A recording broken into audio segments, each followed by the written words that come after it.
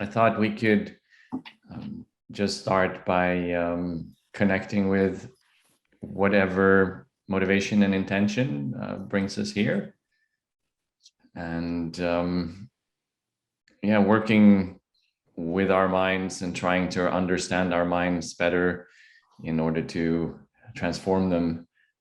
I mean, that's definitely something that is extremely beneficial for ourselves to do, to develop greater clarity and happiness and just lessening our own suffering. So that's an extremely valid and meaningful intention for doing this kind of work on ourselves. But also, if we do that, and to the extent we do that, we're also going to have an increasingly more and more positive effect on others in the relationships we have with our spouses, with our kids, with our friends, in our communities. So it's also something that can greatly benefit others if we undertake this work. And if we can have maybe that kind of more altruistic intention, I find that it also, especially when it gets hard to look at our own minds and do this work, it's actually very motivating to have and tie into that more an altruistic intention, and realizing that we're doing this not solely for ourselves, but also for the benefit of others. And obviously, the more people that start doing this kind of work, the more impact it will have on our societies as a whole. So it's also just in a situation where our planet is in a bit of peril, and there's a lot of conflict and strife and just anger all around and division. And this is, I would say, the most meaningful thing we can do with our time, starting with ourselves. And then also I thought we can just do just a brief meditation to settle and focus our minds, and to really arrive here, where we came from. See if we can just fully inhabit this moment. So maybe just allow your awareness to maybe come down from the head and drop into your body. Just become aware of this, the entire field of somatic sensations. You don't necessarily have to label it as body. Just be aware of whatever those sensations arising are.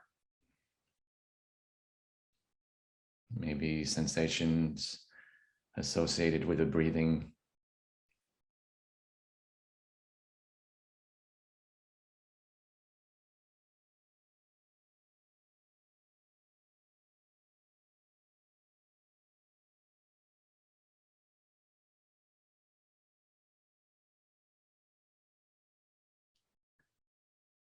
And if there are lots of thoughts, images, memories, impulses in the mind, see if you can just gently release them and return your attention to the somatic sensations, the sensations of the breath.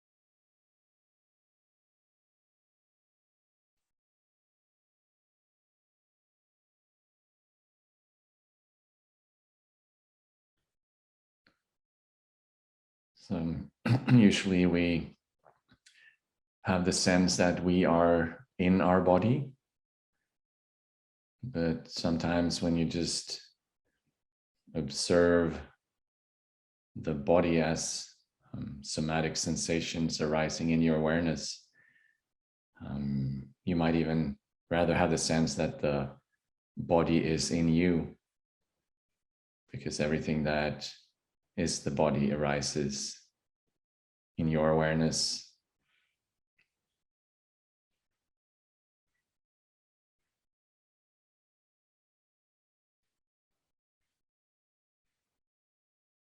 So just allowing the breathing to happen.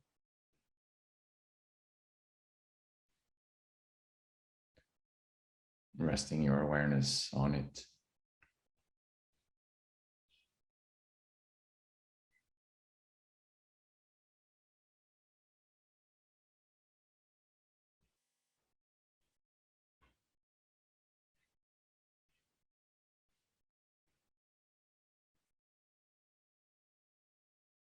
Okay, and then we can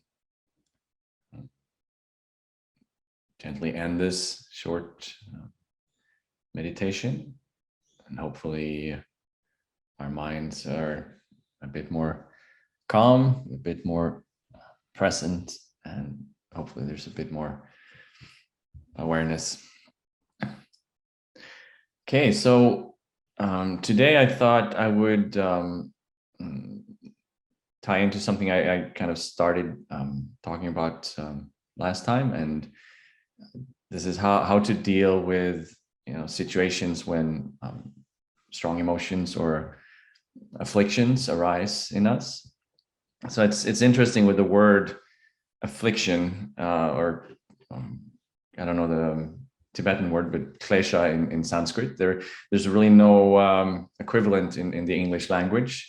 So sometimes it's translated as disturbing emotions, but afflictions in Buddhist psychology, it doesn't necessarily have to be an emotion. It can be an intention, for example. But so the definition in Buddhist psychology of an affliction, it's something that, well, afflicts the mind, disturbs the balance or the peace of the mind, and it also distorts our perception of reality. So, for example, if we're super angry with a person, our perception of that person is that they're totally bad. They're just this horrible mess of a person. It's all black, and our anger doesn't allow us to have a balanced view of the object that we're angry with. So it disturbs our peace of mind, and it distorts our ability to see things clearly. So maybe an afflictor would be a better English word maybe for these states of minds. And I thought I would also just focus maybe specifically on anger more than the other afflictions like greed and the rest. So the thing with afflictions like anger is also that not only does it disturb our peace of mind, it also disturbs other people's peace of mind. And you probably, well, you all know the experience of having someone being or directing anger towards you. It's not a very pleasant feeling, and usually it triggers other people, so they get angry as well. So these afflictions are kind of like viruses that spread. They're contagious, and they're also contagious like over the internet today. So our anger, our fear, our greed, we can spread it instantly to, if we have a big enough Twitter account, we can spread it to thousands of people, and we just creating this this big mess, and we spread it in our close relationships. So it's so the opposite of doing that is, if we can, if we view the affliction as a virus, then how can we contain it? So maybe, for example, if we're the moment when we are very angry, when it's taking us over, when it's kidnapped us, then maybe that's not the moment when we should be interacting with others. Rather, like that's the moment where we should see if we can cultivate more awareness and mindfulness and just observe what's going on. So that would be like, if you have a virus if you have it contained in a vial and you're just observing it in your laboratory, then it's not going to spread and infect other people. So it's kind of like that with afflictions as well. If we can, in the moment when they arise, if the sooner we can apply that awareness, that mindfulness, the better we can contain them and make sure that they don't infect other people and harm other people. And anger specifically, it's like the big troublemaker in Buddhism. It's there's a line in Bodhisattva's Way of Life by Shantideva. It says something like, an instance of anger can destroy eons of good karma.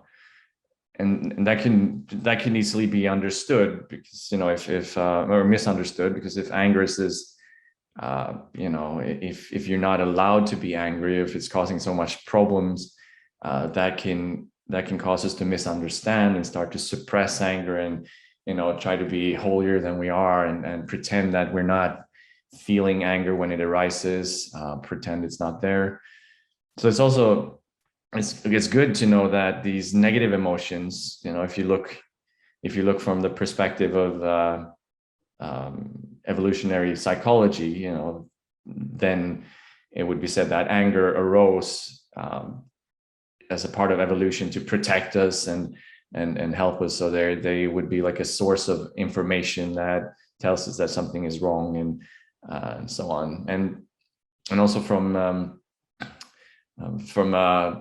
a Buddhist perspective, if you look truly deeply at anger from a more tantric perspective, at the very, very root of anger is actually a fundamental wisdom energy. So anger is the wisdom, what's called the mirror-like wisdom. This is sharp clarity to anger, and then that gets encumbered and comes out in ways that are not so skillful. But if we could truly go to the roots of anger, then we would actually find this discerning wisdom that can be extremely helpful, and we can transform the energy of this affliction into something that can be truly beneficial. So it's not like we should necessarily try to amputate our anger or pretend we're not angry. Rather, we should bring as much awareness, as much mindfulness, and etc. to it as we can. But then, of course, on a practical level, like I said, we all know how much damage anger can cause. And anger, from on one end of the spectrum, it's hatred. Then we have like mild irritation, or there's this whole range. But like I said, we all know what it feels like to have anger directed at us. It's not a nice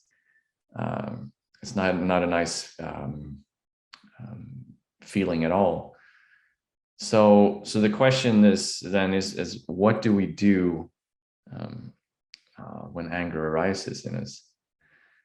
And I had a few years back, actually, my daughter is now 13 years old, so I guess it's more than a few years back. But before our daughter came along, I had this period when I felt very, very kind of holy, because I didn't get very angry. But I think that's probably because I was in a situation where I could do a lot of practice. I was going to retreats, and I was just not being challenged. But then our daughter was born, and wow, did she show me my anger, because she could, in this magical way, she could just get under my skin and find all the right things to push, and she would just keep pushing there until I become very aware of I'm nowhere near as holy as I maybe thought I was.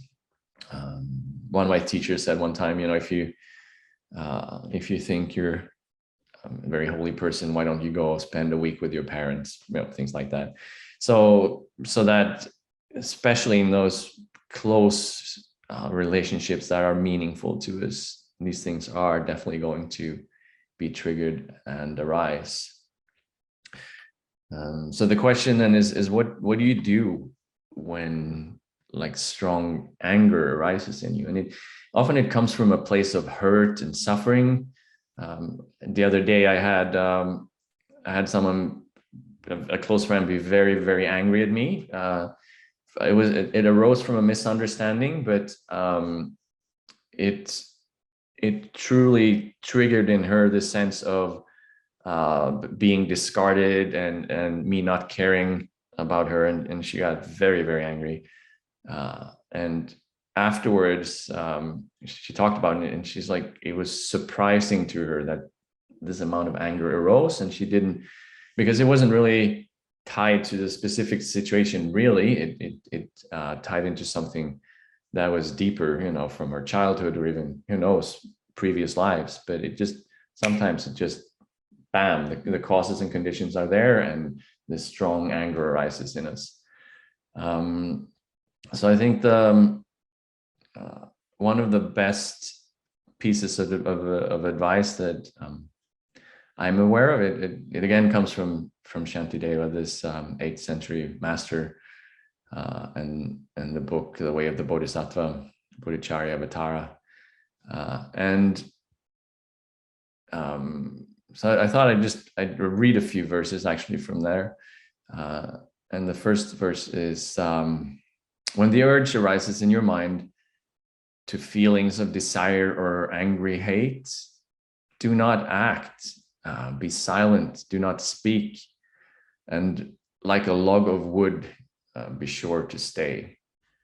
So stay like a piece of wood, inert, not acting in that moment, but rather, it's kind of like, if you got COVID, you go into self-isolation so you don't spread the virus to other people. And also, one thing you can be certain about is when your mind is overtaken by strong anger, you are not seeing things clearly, and you will not perhaps make the wisest choices as it pertains to the actions, the things you say and the things you do. And I'm sure you've had many situations where you said things and done things that arose out of anger and didn't help at all. Maybe it took days or weeks to mend the damage. Maybe the damage hasn't been mended yet. So yeah, and I can read. I'll read the rest of this section because I think it's so wonderful. So it says, and when your mind is wild or filled with mockery or filled with pride and haughty arrogance, when you would expose another's secret guilt to bring up old dissensions or act deceitfully, or when you want to fish for praise or criticize and spoil another's name or use harsh language, sparring for a fight, it's then that like a log you should remain. And when you yearn for wealth, attention, fame, a circle of retainers serving you, and when you look for honors, recognition, it's then that like a log you should remain. And when you are inclined to overlook another's need and want to get the best thing for yourself, and when you feel the urge to speak, it's then that like a log you should remain. Impatience, indolence, faint-heartedness, and likewise arrogance and careless speech, attachment to your side, when these arise, it's then that like a log you should remain. Examine yourself from every side. Take note of your defilements and your pointless efforts, for thus the heroes on the Bodhisattva path seized firmly on such faults with proper remedies. So yeah, when afflictions arise, don't make it worse. Just most of the time, don't do anything in that moment. And it's, there's some, if you're very lucky, then, you can catch it early on. You can just stop and become aware of the seed of anger, for example, rising. And then maybe you can just allow it to be there, just stay with it, be aware of it, but don't have it influence your actions. But sometimes, if maybe you're engaged in talking to someone and the discussion's getting heated, and you're starting to realize that this is not going in a good direction. if that other person is also a practitioner, maybe then you can just say, well, hold on, I feel that I'm not in the best shape to have this interaction right now. Maybe we can just take a break, and yeah, come back to this later. But and if the person you're with is not a practitioner and would not respond well to something like that at all, then perhaps you can try another strategy. You could just say, I really need to go to the bathroom. Sorry, I know we're in the middle of this thing here, but nature calls. Because no one can say, no, I don't allow you to go to the bathroom. You have to,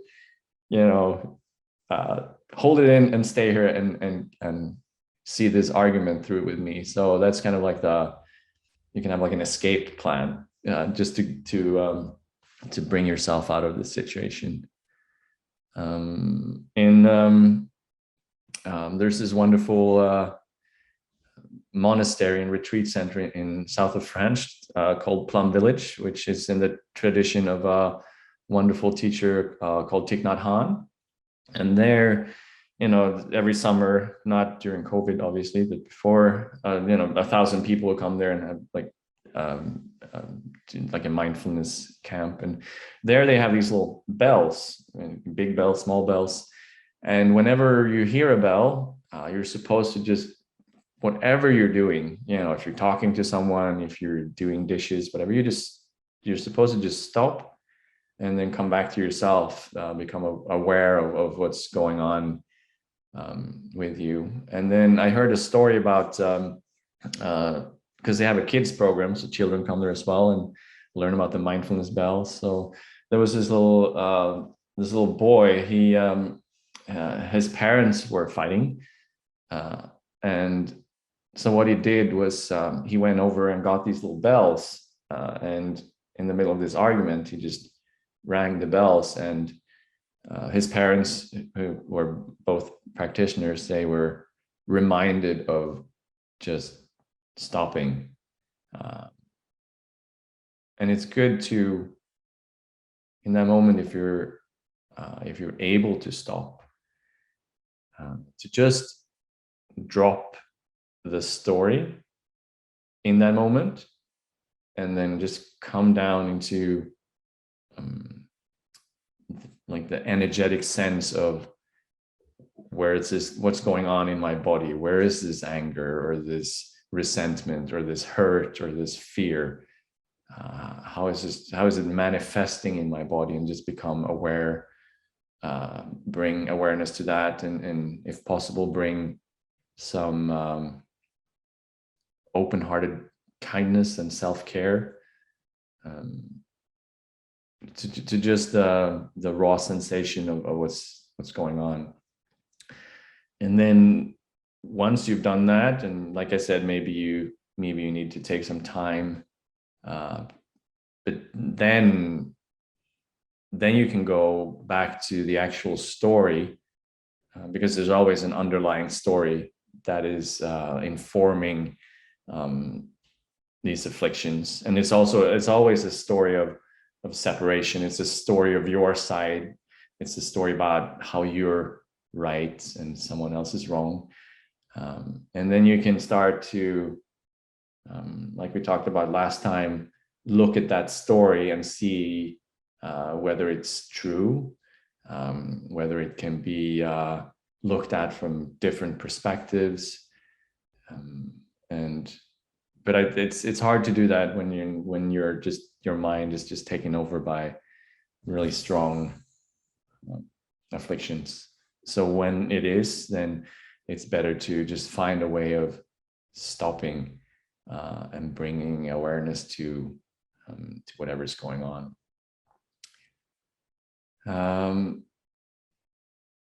Yeah, and I'm supposed to talk about something for 20 minutes, and that was 20 minutes. So yeah, maybe some of that was helpful, and maybe some of that, maybe something came up for you. So if there's anyone who would like to respond to what I said, either if there's a question, or if there's an observation, or if there's something that you just want to share, please go ahead. And also, it's good to, if there's a question or a sharing, we can also direct that to the group, and see what comes up with the rest of the group. So yeah. So with that, I'll just open up and see if someone would like to ask or share something. So in that case, just unmute yourself and maybe make sure your camera is on, and yeah, just take it away. I have a couple of things, if that's okay. I love Thich Nhat Hanh. He's pretty much what got me into Buddhism in the first place and pulled me out of probably the worst situation I'd been in my life mentally. And he has, when he talks about anger, I think I've heard him talk about it on several occasions, just watching videos on YouTube, which is probably the best use of YouTube. He talks about holding your anger like a baby and calming it like you would your own child, instead of, like I tried to talk to my mom about this method because she has anger issues and she just has this motion of throwing it away. Like, Yeah. it's like, well, I don't know if that would work really well, but I have to admit it can be very difficult when you're very angry to not want to just chuck it and not deal with it. That's usually the first reaction, is like, I don't want to deal with this. I'm just going to put it on my mind. Of course, it comes back up. So Yeah. I have been working with that a lot. And I liked what you said about dropping the story that informs the affliction, because perceptions do run mad and foul everything up. I heard somebody say something recently that I don't remember who said it, but it was the best thing to do with muddy water is to let it sit. That's how you get it to clear up. So I have another question, but I want your thoughts on that before I bring that up. Yeah, I think I also love that metaphor of holding that anger or fear or whatever it is as a baby, because it has that mother's love aspect to it. You're just staying with it. You know that there's nothing you can fix maybe in that moment. You can just bring love and awareness and presence to it, to that baby. And sometimes like your mother, maybe the impulse is to just lock it in the basement rather, and try to throw away the key. But that's no way to treat little beautiful babies that happen to be hurt and angry. So I think that's, yeah, it's a wonderful image of, and I mean there are other, you can also other images that might be helpful is, for example, if you have a connection to like a deity, like say Tara or Prajnaparamita, who's considered the great wisdom mother deity. You can also have this image of maybe just resting in their lap, because sometimes it's too difficult to hold this yourself. Then maybe you can just hand it over to rest in the lap of the great mother, and it's like this image of them just stroking your hair and just allowing everything to be as it is. I guess last week I mentioned this quote by Lama Yeshe, relax dear, it's okay, just so if it's too much for you to hold it, then maybe you can hand it over to the great mother or Tara, or even just imagining, if you have a connection to His Holiness, for example, you can just imagine him standing behind you and just putting his hands on your shoulders and just being there with that stable, loving presence. But I think all of these methods, if you want to call it that, is it helps us to not identify and not fuse with the anger. It helps us to rather just hold it spaciously and allow it. We're not trying to suppress it, and we're definitely not trying to act it out. We're just trying to bring this loving awareness to it, to us.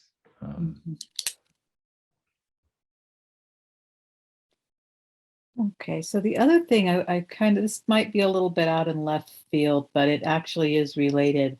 I've noticed that, going again with Thich Nhat Hanh and what I've been looking into as far as mindful eating, I have a lot of food intolerances. And one thing that I've noticed is that sugar, especially, I have panic anxiety disorder. And if I have some sugar within 2 hours, I'm having a panic attack most of the time to Wow. some degree. And so I've kind of tried to add that into my practice of mindful eating as far as, there's things that you avoid. I understand perfectly the idea of when you think of mindful eating, and it was the Plum Village app. I don't remember which practitioner had the particular meditation on the eating meditation, but they have you go through all the different thinking very deeply about where your food comes from, the hands that prepared it, and it's a really good idea to not eat a lot of processed food just because of the amount of thinking you have to go through to get to where all that crap came from. And Yeah. processed it. And of course, I unfortunately can't be vegan or vegetarian because I'm allergic to so many really healthy foods, including all legumes.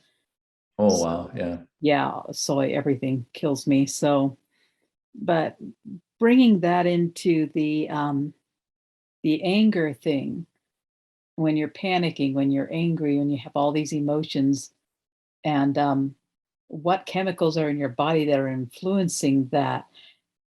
I'm kind of trying to get to a place where I can figure out what to do about that when it happens, because you can't always, you know, I'm in a place where I'm not really financially stable. I can't always choose what I eat.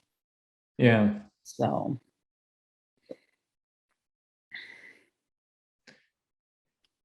Yeah. I think that also ties into how difficult it is to know why this anger arises. There's usually we tend to isolate one single condition, like that horrible person, and then that's what we think causes our anger. But maybe it's the sugar we ate 2 hours earlier. Maybe there's an hormonal imbalance, or maybe we watch something on TV the day, and it mhm, can be, it's just this web of causes and conditions that just makes this seed of anger in us like manifest. It needs all these different conditions, and then we just go ahead and isolate one and think that's the cause of our anger. But so I think doing exactly what you're describing and paying close attention to, if I eat this, then this tends to arise. Or if I watch the news before I go to bed, then the next day seems to turn out this way, or whatever it is. So we would just become more and more aware of uh, this whole like Venerable Rubina would say, this whole pureed soup that we kind of need to start, separating the ingredients of what went into that soup, and then maybe stop putting some of those ingredients in. So that's also a big part of being your own therapist, I guess. thank you.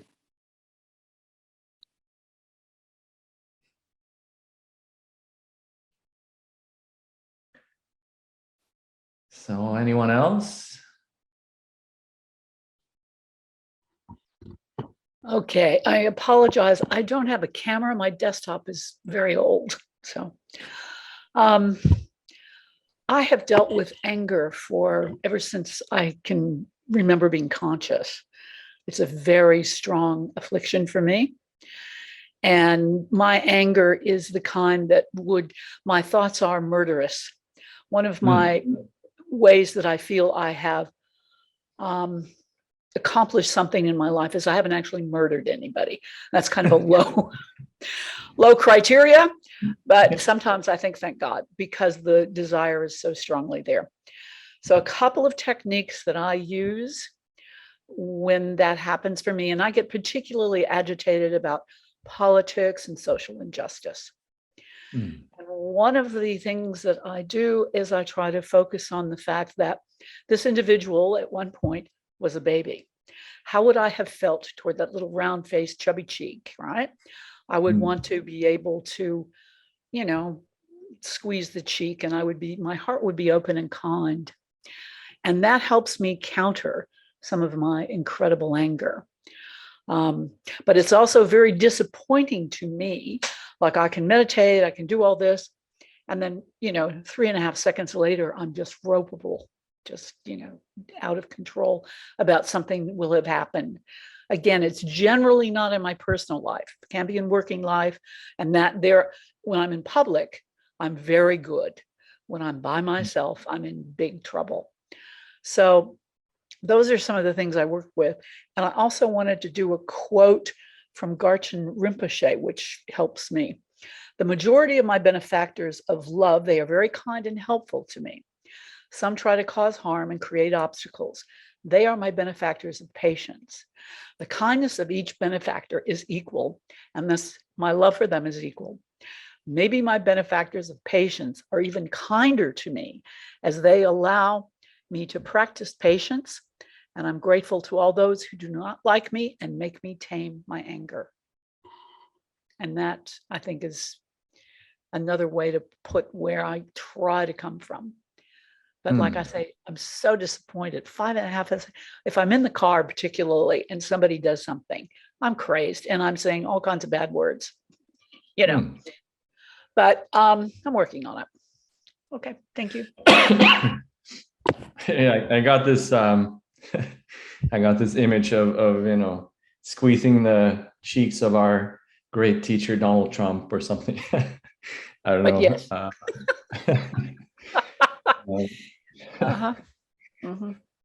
No, I think it's he helped me sorry. learn. He helped me learn this technique, as well as also he helped me recognize that I have to quit messing around with the external world because I seem to be so unable to impact on it. And now I've turned to the internal. Valuable lesson for me. Yeah. But I also think that especially when you say, that you get triggered by social injustice and things like that. I mean, that's wonderful in a way, because that's exactly what I was alluded to earlier, that at the root of anger is this clarity, this sharpness, this discerning wisdom that has this ability to tell right from wrong, because some things are clearly and plainly wrong. And then there's this energy that you have. Yep. So I mean, patience. Patience is amazing, and we need to cultivate patience. But then also, I mean, if we can skillfully find a way to tap into the energy of anger that is there, so we're not. We need to have wisdom and we need to have compassion. And if we do, I mean, if you look at, you have these wrathful deities that, stamp on the skulls of and there's blood and there's fire. And if, that's coming from a complete realization of emptiness and a complete realization of compassion and bodhicitta. So that's what's motivating the behavior, but it can be very stern, it can be very sharp and wrathful. I just heard a story the other day from there was a lunch with His Holiness the Dalai Lama, and there were some senior Dharma teachers attending the lunch, and the topic of the sexual abuse that's been happening in some Buddhist circles. You know, there's been a few teachers now that that have really caused serious harm, and this topic came up, and you know, suddenly His Holiness just slammed his hand down in the table. You know, cups went flying, and everyone just, you know, looked at him, and he just said, "This has to stop." You know, and there was this tremendous wrath, this this energy that you don't expect from His Holiness ever. Maybe if you know, if you just seen him on with this the way he projects to the West, most of the time, like this very gentle, kind old man. But here it was wrath. So also, and in, you know, even if you see someone like Venerable Rubina, who has this amazing energy, and I think that a lot of that is transformed anger. So I think yeah, maybe in a skillful way, realize that you also have this, there's some wisdom and clarity there, and maybe you can tap into that, so you don't I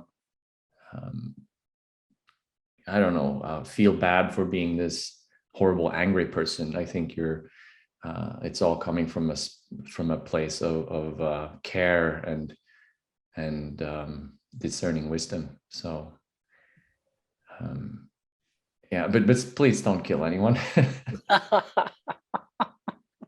Like I say, I'm doing pretty well with that. Yeah. Thank you. I'd like to comment on that if I could. There was a time when I considered social justice warrior a compliment, and I was kind of a vigilante. I was a college student and studying anthropology. I have a degree in anthropology, and one of my minors is in peace and justice studies. So I was kind of gung ho about, and I spent way too much time on social media, you know, and trying to talk people out of being so hateful and so racist and sexist and this, and you know, it's just, there's a lot of that going on, and it's so ingrained in society that it's mind-boggling, and the fact that it's still happening is still, it seriously boggles my mind. But I had the wonderful, contextually, experience of having my own side turn on me in the form of my former in-laws, who are also very much social justice warriors. But as it turns out, if somebody's got a personal vendetta against you for something like, you know, being their sister-in-law or leaving their brother or any of these things, they can very easily, especially if they're very popular, like my sister-in-law had some very deep connections and was able to manipulate these energies against me and get me pretty much smeared all over social media and calling me, saying that I'm, you know, a racist and I'm this and that and the other, all these things that I have been fighting against for years and have like degrees supporting it and all these things that I've done. And, you know, my track record should speak for itself, but it can't if there are people will believe exactly what they want to believe, and they will drag everyone into it. And so I had to sit with that, and it still affects me pretty badly because my oldest daughter got wrapped up into it, and she is dead set against me now. Wow. My other two I have two others that are baffled by it and don't understand her, but it's been very difficult, you know. So now that I'm kind of in this place where I can't trust the left, I can't trust the right, I can only trust myself, and being very angry about it because I have no community, you know, when it comes to politics anymore. And in my financial situation, the pandemic had completely, and my divorce and everything else completely destroyed me financially. And I ended up living back with my parents, who are Trump supporters. And yeah, my parents have been there for me every step. They do everything they can to make sure that I'm okay. We have argued about things, and we have a serious disagreement, especially me and my mom. We can go head to head, but it's like after we've seen so much damage done from politics, that we can get into a serious argument about, especially abortion or whatever is going on in the world, and then just go, okay, what are we having for dinner? Thankfully, we've gotten to that point where we appreciate each other as people in spite of the politics. But I can look back at all this, as all the schooling that I did, looking into the way media has been so manipulated, especially against people of a certain age, and how Facebook and other social media platforms have gone out of their way with algorithms to make people, set people up against each other and rile people up against each other and produce so much fake news and alternative facts, because it generates profit. And greed is a disease, the worst disease. And I've got to say that when it comes to the left, right, any politics that you want, the number one thing that people are afraid of is disappointing their community. They're afraid of being banished from their community. So they will stick to these lies like glue, no matter what truth is in their face, because they're so afraid of their community. And yeah, I got thrown out of that, like drop kicked into space. And from my little floating lonely cloud out here of just being me, myself, and I'm looking out and go, okay, that was interesting. Yeah, again, some some really powerful teachers there, I imagine. And to my knowledge, they have no intention of stopping their teaching.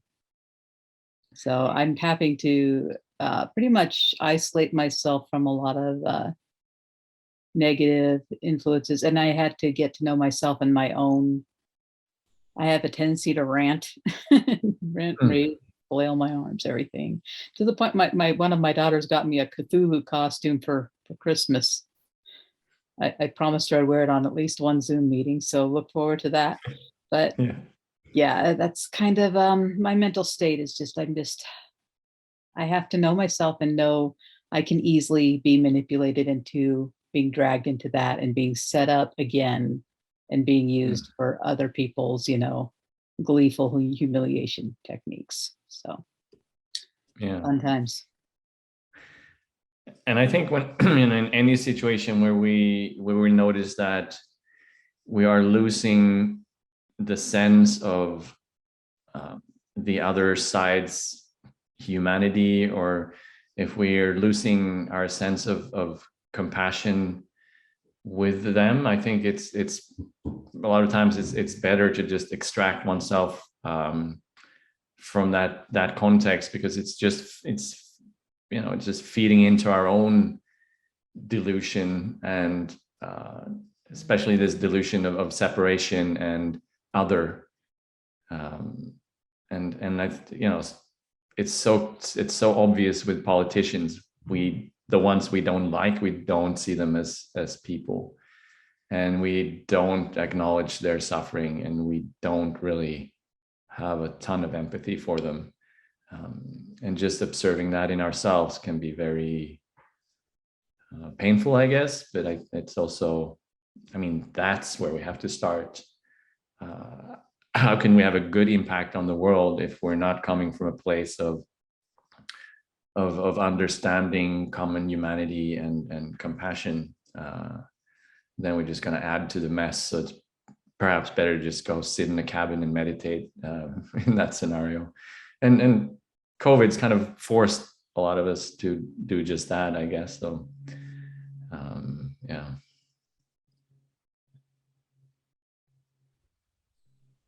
Excuse me. this is not to put anyone on the spot, not by any means, but if Victor would like to say something, grab your chance. You are putting me on the spot. Oh, I'm just kidding. I'm just kidding. No, I'm just listening. And I'm by no means, I've encountered difficult people.